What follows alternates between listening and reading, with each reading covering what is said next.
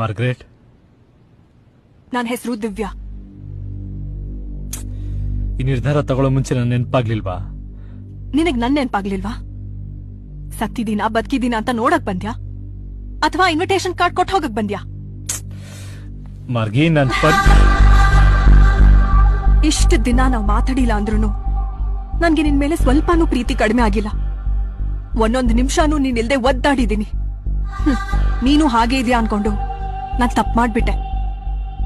ನೀನಿಲ್ದೆ ನನ್ life imagine ಕೂಡ ಮಾಡ್ಕೊಂಡಿರ್ಲಿಲ್ಲ. ನೀನ್ ಬಿಟ್ಟು ನಾನ್ ಬದುಕಕ್ ಆಗಲ್ಲ ಅಂತ ಸಾಯೋ ಯೋಚನೆ ಮಾಡ್ದೆ.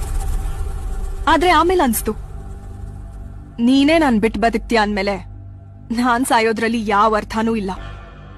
ಇಲ್ಲ, ನಾನ್ ಸಾಯಲ್ಲ, ನಾನ್ ಬದುಕ್ತೀನಿ, ಚೆನ್ನಾಗಿರ್ತೀನಿ.